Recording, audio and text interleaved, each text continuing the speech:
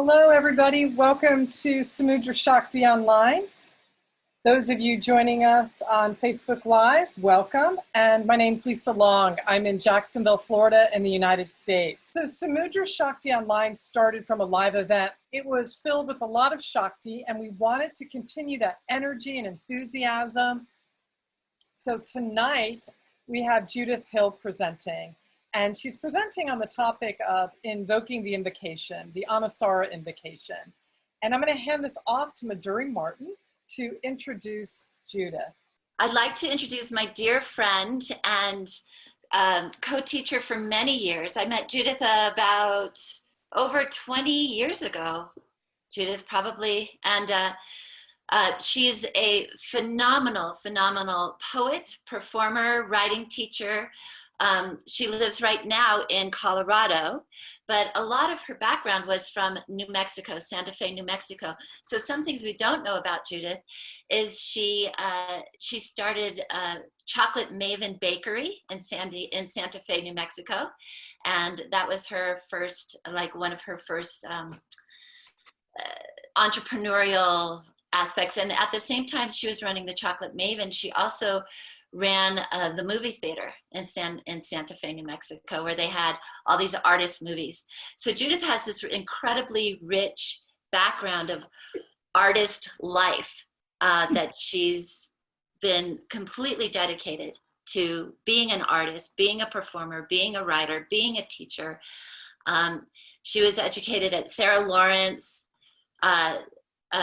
College, but you know, a lot of her teachers came after her time in Sarah Lawrence. She was a dedicated student of Robert Bly's, of Dolores LaChapelle, Martine Prechtel, these phenomenal, wild teachers. And I think looking for teachers and sitting at the feet of these genius teachers has been a huge part of Judyth's life and who she is, and has formed who she is. And I am so happy to sit at the feet of Judyth and to be, because she is one of my genius teachers in my life. She's written, I don't know how many books on poetry, but here's some of the titles: The Goddess Cafe, Hardwired for Love, Presence of Angels, Men Need Space, and if you haven't read that one, you should, it's hilarious. Black Hollyhock, First Light, Dazzling Wobble. She's wild, she's wonderful, she's artistic, poetic, and I remember a review of her work in the Denver Post when they called her energy with skin and a tigress with a pen. I'm so honored to introduce my teacher and my dear friend Judyth Hill to our Anusara community, and I believe she has tremendous amount to share with us, to inspire us, and to bring us into that fabulous, wild, you know, on fire for life, Tantra, Anusara that we all know and love. So without any further ado, here is Judyth Hill speaking on the invocation. Hi, everybody. Well, firstly, I hope I can actually be as great as I sound. That was great. I mean, she completely made that all up. No, that's not true. But it is funny how, Madhuri, when you introduced me, you say we've known each other 20 years, and I think you've been saying that for 10. So it's really pretty exciting. But I saw, we were in studying with Martine Prechtel. I looked over and I saw a woman bent like a paperclip. And I went to her and I said, how do you do that? How do you do that? I want to learn to do that. And she said, well, I want to learn to write poetry like you. I said, well, let's team up and see what we can do. And that's how we started.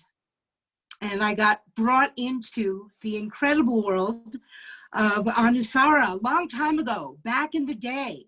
But I got to be part of that early fire and really be part of the transformation and how we've gone on to really understand what you hold on to in the beauty of something as it moves on and passes on in its history.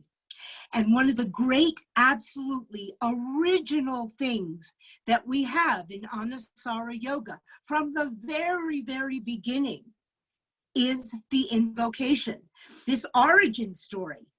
And I don't know, I mean, I think probably a lot of you do know this, but I didn't really realize, but it was Douglas Brooks who came up with the name Anusara. Yeah, right. Okay, where they were up at the ashram, and John said, well, what should we call this? What should we call this? And Douglas said, well, I was just reading this scripture, this 10th century scripture called Ocean of the Heart. And it had this word, Anusara, Anusara. And Anu is like with, yes, Sara. Sara is flow and essence and heart. Sara is a fascinating word because it holds in it the seeds of a paradox, because essence we think of as something that is never changing, and flow is something that is always changing. So here we have it right there.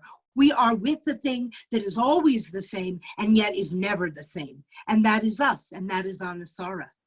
And then he said, well, we need to have an invocation.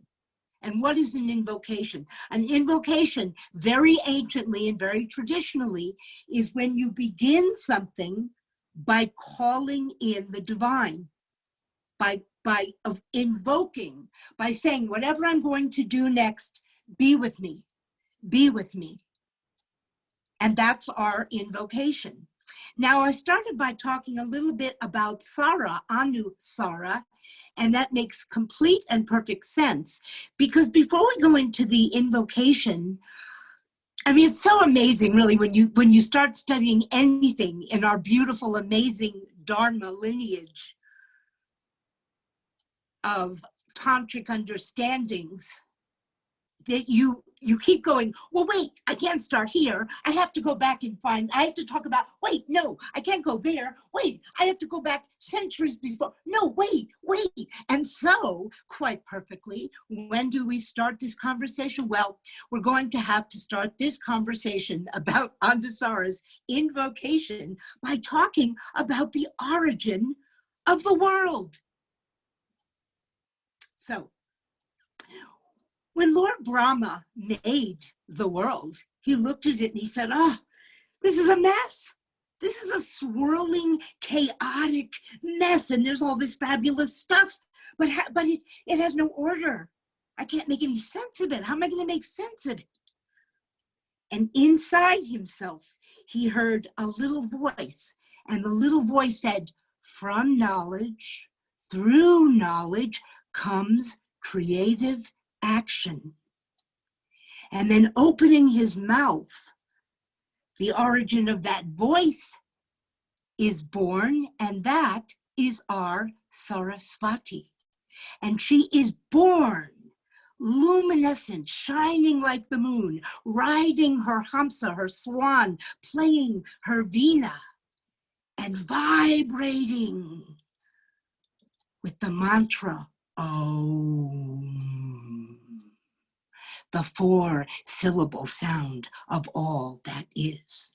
And then the 4-syllable sound breaks out, splits out, evolves into 52 seed syllables, the matrika, the little mothers, the mothers of all that is. And from that, creation is born. And from the energy behind the matrika Shakti, the worlds are born. All the worlds are born. So by this we know and we understand that through all words, through the speaking of the divine, and this is not only in our tradition, right? In the Word was God, and God was, what is it in John? The Word was with God, and the Word was God. And the same in the Hebrew Torah, where God speaks the world into existence. So this is through time and culture, this idea that through language, through word, through sound, that sound itself is holy. Sound itself is creative and creates. And one of the ways that we make magic every time we come together to practice is by singing our invocation. We have this extremely auspicious invocation of the auspicious, inviting us every time we practice to step into the magic of grace and the magic of being in the presence of the absolute possibility of goodness that is available to us in this whole world at every moment. So in the old days, when I used to go to all the, I'm going to tell this on myself, we used to go to all, when we go to all the Anusara stuff, even when I was teaching, I could never learn the words. And it's one of those things where, like, and I have this too in synagogue when I pray. There's parts of the whole prayers that I don't know even after years. And then you just sort of, you know, move your mouth. Yeah, everyone's nodding. Move your mouth around like, oh, I should have cried or bled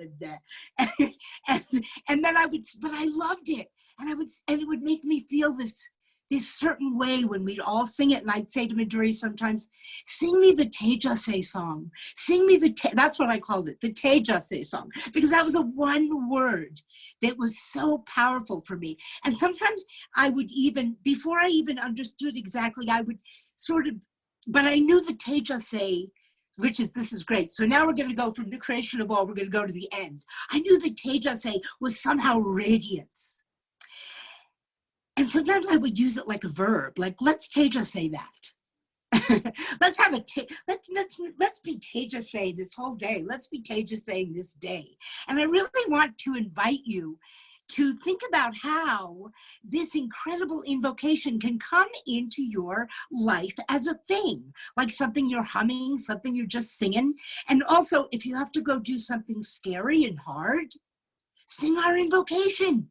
Call in the grace. Bring it in. Bring in this thing. This is more than just, you know, this thing that we do before our classes and this thing that we do in our community.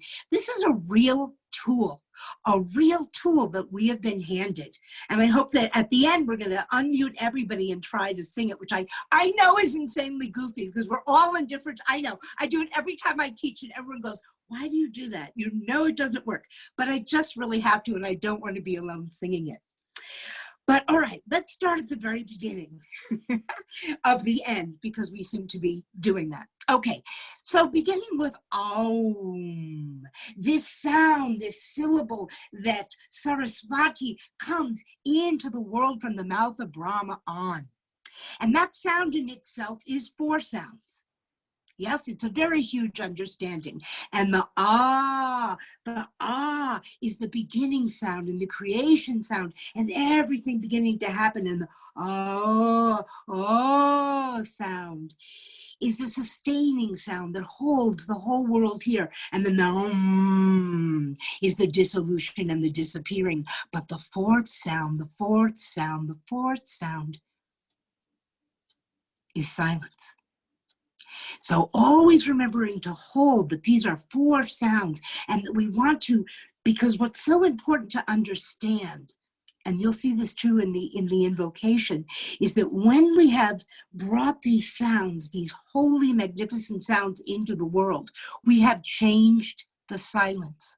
We have literally changed the air. Poetry is the same thing, which is why when I read this, I get ecstatic, because this is exactly how I teach poetry, as vowels, consonants, and silence. That's what a poem is. And the thing that we know that's about Sanskrit and about Hebrew is that even though we're going to now talk about what this means, meaning how we understand it in our language, right? We're not saying that what the invocation means is what it means, as in that's all it means. We're just saying that this is some ways that we can understand it in English, or if we were speaking Spanish, in any other language. But the truth of these syllables, what we're being invited to understand, is that these sounds themselves are powerful, are keys. These sounds themselves, when you sing this song, you are in very subtle ways and some not so subtle ways, altering the vibrational reality around you. And this is true of all speaking. So we know that not what we say, what we say is not only does the meaning have reverb, I can't say it, reverb, but the reverberation of the sound has meaning. All right, so we start with the Om. And then we have Om Namah Namah. Just say that alone for yourself. Namah. And lower your head as if you're bowing, because that's what it is. Namah. But notice how in that down, ba, Namah, when we say the Namah, we come up in this awe. So it's a very particular kind of bowing. It's a bowing in recognition, in wonder, and in awe. Namah, Namah, yeah? Om, Namah, Shivaya. You feel how these sounds open our chest. We keep opening. That's what these sounds are. So I bow, I offer myself, I open myself to what? To Shivaya. Filled with Shiva, the auspicious one. I mean, that's a traditional understanding. But I want to kind of mix some of these traditional translations with what we can actually feel in our body. If you just say that now with your whole heart, Namah Shivaya, you can feel it entering you, yeah? You can, I mean, just imagine with your coffee in the morning, Om Namah Shivaya. Ah. And then we bring the energy down. Guru Ve. And indeed, it is weighty. It is, that is literal. Guru, Gu is darkness. Guru is remover of darkness. Guru Ve, the one who removes all darkness. Or we could say Guru Ve is the principle of all the magic that is around us. The one or the inner teacher, the teacher that is within us and without us, of the knowledge of all the goodness that is in the world, the Shivayaness, we could say, of the world, the Shivaness of the world, the knower of that. Oh, I bow to the inner and outer teacher of the absolute goodness that is. Okay? So there we are. Om Namah Shivaya Gurave. Now I do need to say this. I was hoping I would remember that Om Namah Shivaya is in itself called the Maha Mantra. And another name for it is the Panchakshara. And it in itself is a huge and entire, I mean, we could do a half an hour just on that. That is, it means the 5-syllable mantra, Namah Shivaya. Na is earth, Ma is water, Sh is fire, Va is prana, and the Ya is ether or sky or Atman, soul. And it keeps going on. The Na is the concealment of the divine. The Ma is the world. The Sh is Shiva. The Va is the revealed divine. And the Ya is soul.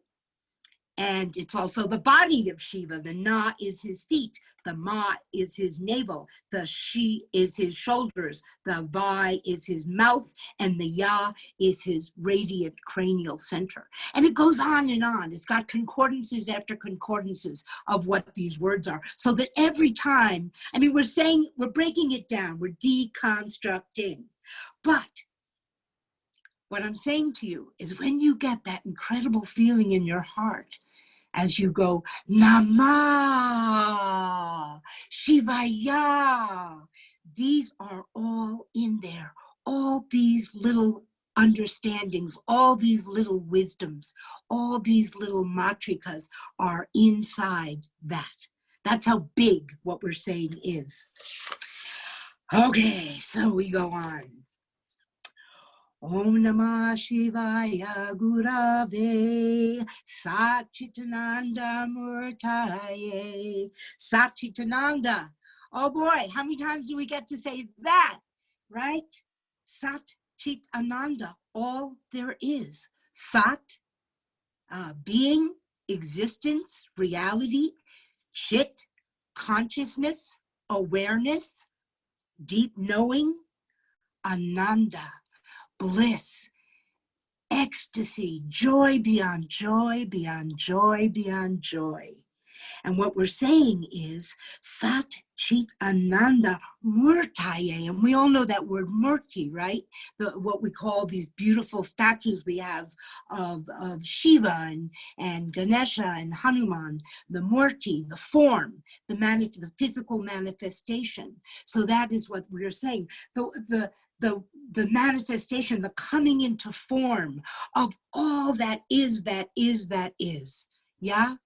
So we're bowing to this incredible goodness, the goodness in ourselves, the goodness in each other, the goodness that exists in the world, in recognition that all that there is has taken form within all that we are singing in praise of.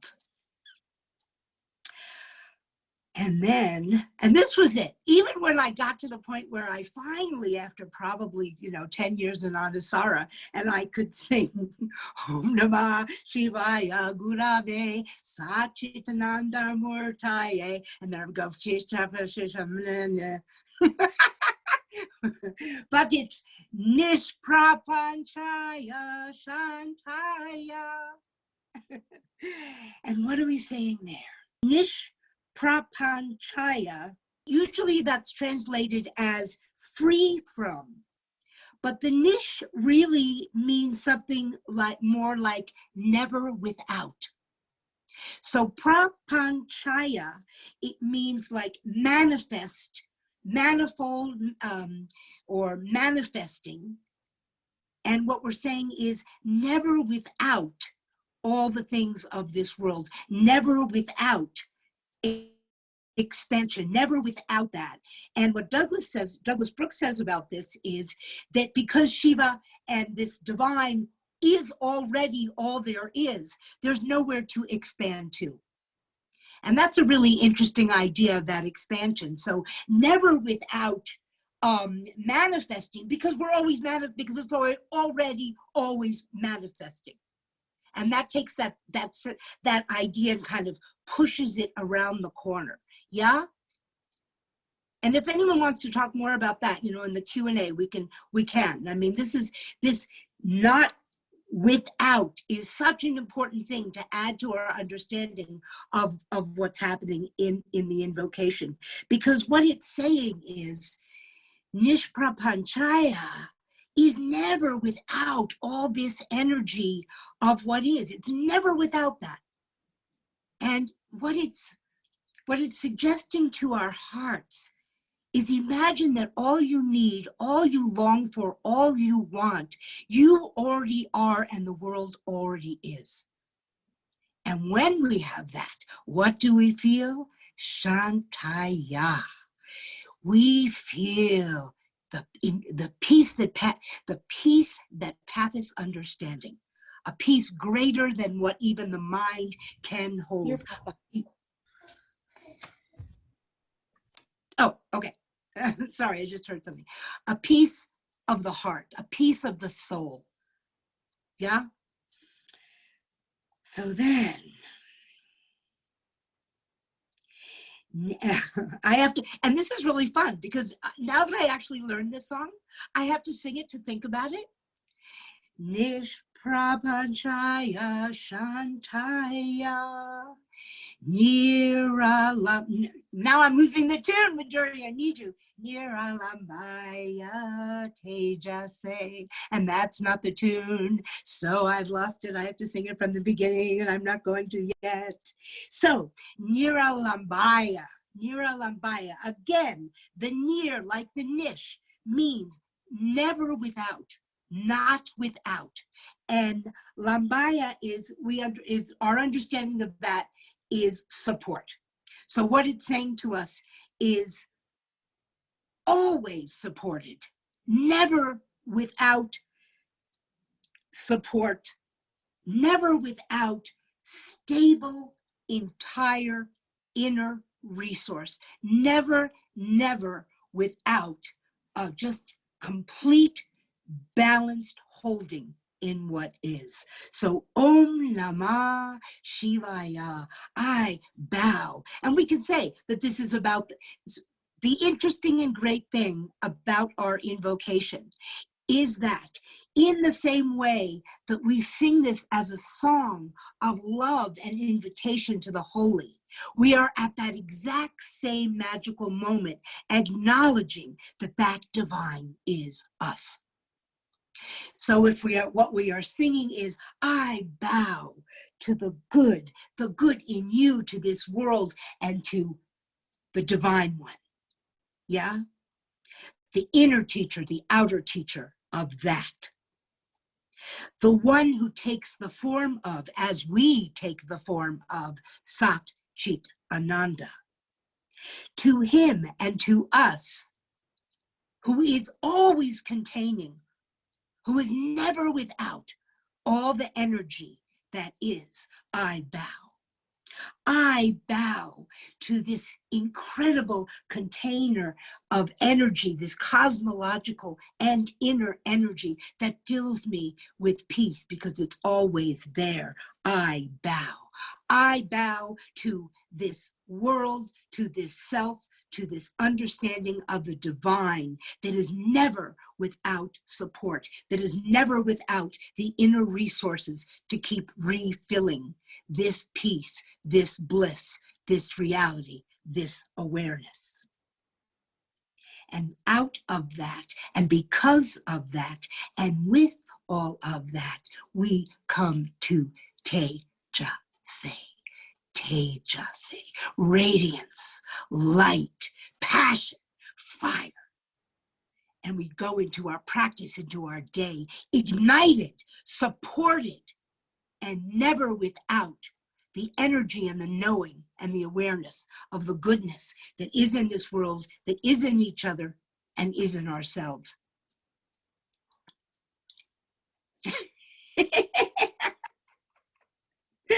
And that's our invitation. An awareness of the absolute deepest truth, the most profound peace, and the way to walk in this world on fire and with passion and devotion. The heart of a student, the heart of a teacher, the heart of a seeker, in love and in absolute supported awareness of the good we all are, can be, do, and is. Thank you. If you could for a second, Judyth, talk about a little bit about, as we are dispersed all over this world, Anusara practitioners, and all in all these different languages that we speak that Anusara has been translated into, and how that coming together, even though we are all separated, what that moment is before we start our practice, like what it is individually and what it is globally. Well, this is actually a very huge thought that in my own personal story and in my own personal life, I've thought about a lot, both at the level of political and social activism and of spiritual truth. And that is, I often look at cultures and peoples that have been through incredible disaster and calamity. And in my own case, in my family, coming through the Holocaust. And the one thing we know, and we know this when we look at the Kurdish people, the Uyghur people, all these people, that if you keep your culture, your music, your spiritual life, your food, your dancing, your songs, your art intact, you cannot be destroyed.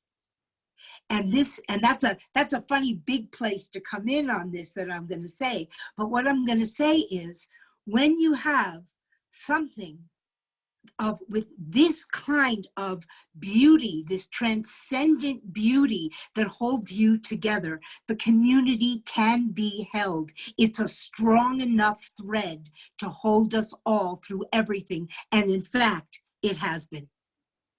And in this time of being apart, these kinds of things have become, thank you, Midori, for this, these kinds of elements in our culture have become even more precious to us.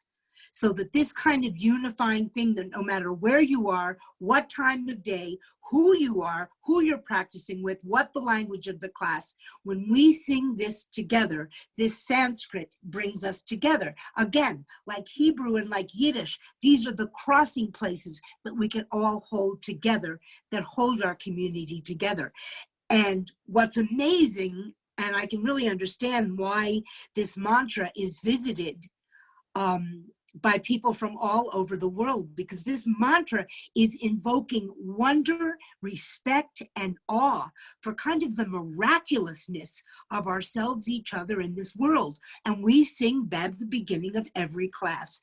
And when you start singing this, knowing what you are calling into the room, you're going to find that this ignites something in us, in your practice, that was always what Anusara was, to shine from the heart, from your most unique, your unique, most individual place of putting your kind of grace and beauty in the world through your expression in asana. And this is what this invocation says. Come into your asana with your whole self as if you are the divine, magnificent being that you, in fact, are. And my job as a teacher is to see that and say it to you. Yeah, look at that extension. Look at that great side body. Look at, yeah? I mean, that is our job, to mirror back to each other and to the students and to everyone who comes to us, the beauty that they are always already making. And the invocation reminds us of that over and over. I call this, and I taught it in my Sarasvati class, praise culture. This reminds us, this invocation reminds us that Anusara is built on praise culture, of praising the student, praising each other for the beauty we are and the beauty we make, looking around the room and seeing in what way each person is expressing that asana in some unique, special, magnificent way. And then you can make whatever corrections if there are those to make. But you always see that piece of where the heart is shining through in the expression, and praise that, and praise that. And the invocation reminds us of this, because that's how everything already is.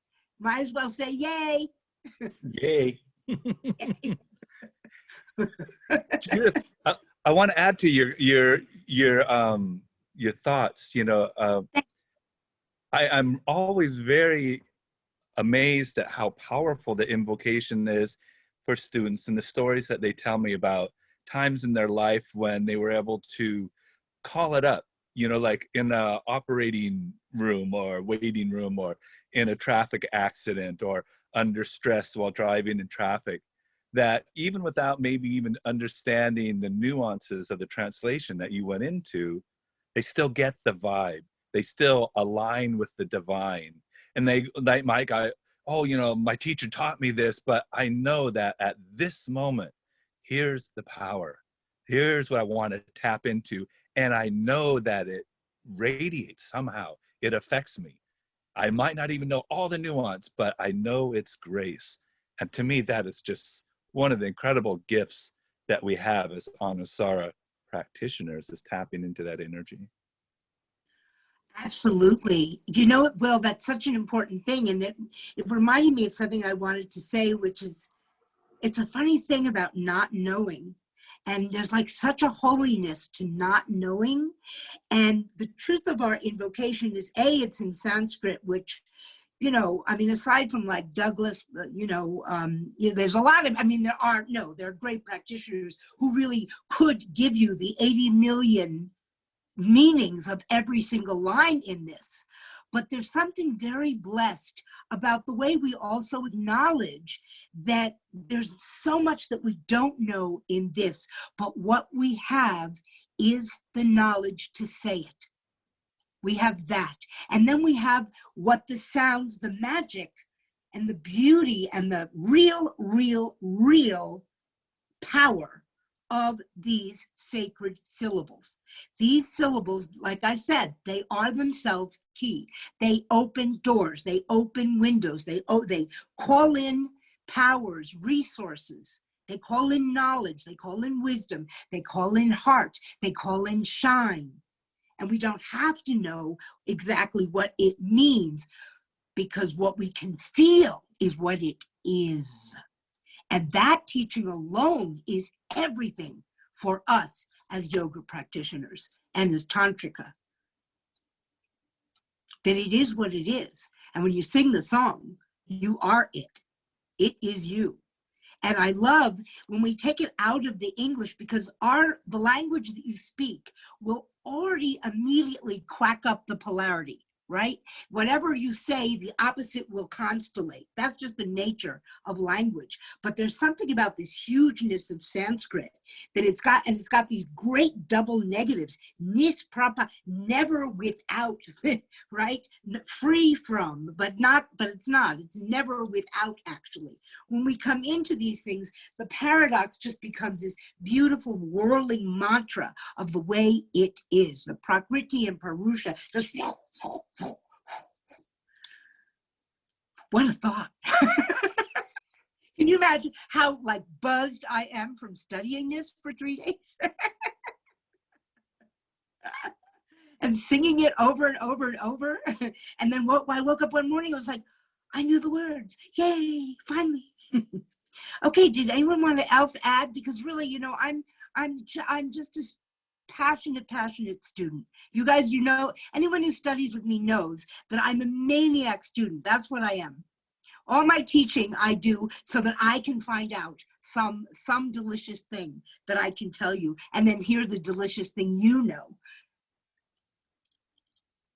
So anybody, yeah, thank you, Paula, I see you, thank you. So anybody want to say anything, add anything, please do, or ask anything? Judyth, I love what you said about the fourth part of Om. The fourth sound of Om is the silence. I mean, I guess that I haven't heard that or didn't know it, but it really hit me tonight. And the experiences of being in a room with hundreds of other teachers singing the invocation, the silence at the end or in between, we would sing it 3 times, the silence in between and the silence at the end it still brings me to tears. In so many classes that teachers that I've been in with Anusara teachers, so often it's sung as like an exercise. It's just a thing that you have to do at the beginning of class, and they don't allow that space often for the silence, and it loses so much. So I'm really glad that you brought that up, because I think that's a powerful thing for teachers to remember, to not just allow it, but you know, really make that silence happen. Make sure it happens. And because the silence is the point. To be honest, the silence is actually the point. The silence is where the magic that you've constellated by putting those syllables in the air, the silence is where you feel that resonant, mysterious something else that has happened because you put those sounds in the air. Right. And that's everything. That's the reason, really. And that's like a funny secret, but it's a secret that every single poet knows. Like, I mean, when we look at poetry on the page, what is all this blank space about? Why does it not look like prose? Well, it doesn't look like prose because it's asking you, inviting you to enter the reverberant silence after and before all those words. They're a part of it. They're the point of it. When you read a great poem at the end, the silence has changed. When we sing the invocation, if you'll just Tejase.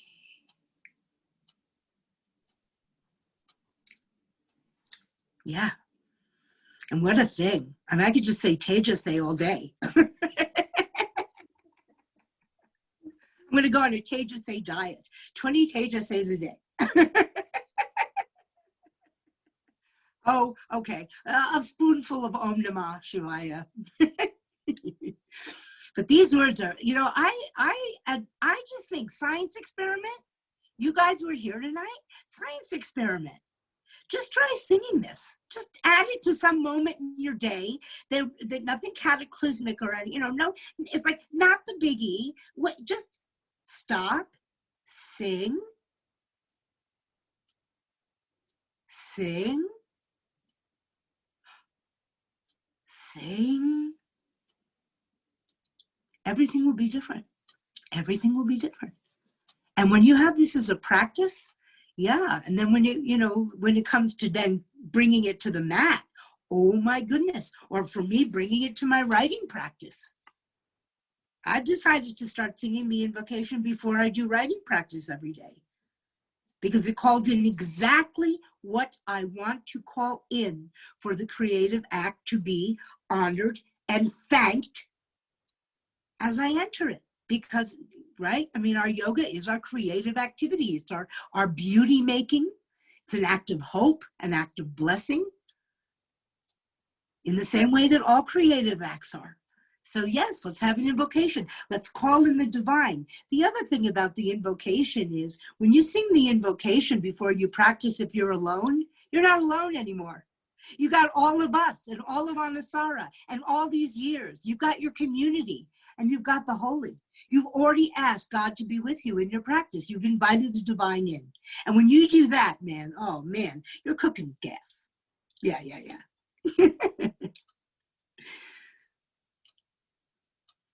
I mean, I could go on. Does anybody got me? You know, I don't want to just usurp minutes of you guys. Does anybody want to add something? Yeah, Will, do you want to say something? Yeah, I really was blown away with the presentation at Samavesha 2015, I think, in Martha's Vineyard, when we learned so much from Bill Mahoney about the meaning of the word Ananda. And you just say, notice the difference between Ananda and Ananda. And, you know, like not, and the breaking down of the word, you know, Nandi was like the bull that Shiva rode in. Shiva rides, just like Saraswati rides the swan, Hamsa. Right. He rides, and so, in Sanskrit, when you elongate the sound, and it's usually written with the line above it, that means more of. And so more of the bliss of Shiva. And if you, and when you go Ananda, the short A is less of. So it's important to remember when we invoke to say Satchit Ananda, mean more of that. Everybody try it. You can feel it in your body. Yeah. Ananda. You want more of that, don't you? Yeah. You want more. You want, it's already Shri. And it's our 3 A's too from Anusara. Yeah. Attitude, alignment, action. Yeah, it's our 3 A's. Those 3 A's are such a beautiful repetition all through Anusara. It's in our name. It's in Ananda. Yeah, these are really, really beautiful and wonderful connections to make. And I love what Will's calling in, because he's calling in our history. You remember when, remember, and these are names of people that we love, that are teachers in this beautiful thing of Anusara that we're in. And so the invocation is full of community, full of history, full of time immemorial. So you're kind of, it's got this enormous timeline, and yet we have our own little personal timeline of Anusara inside it.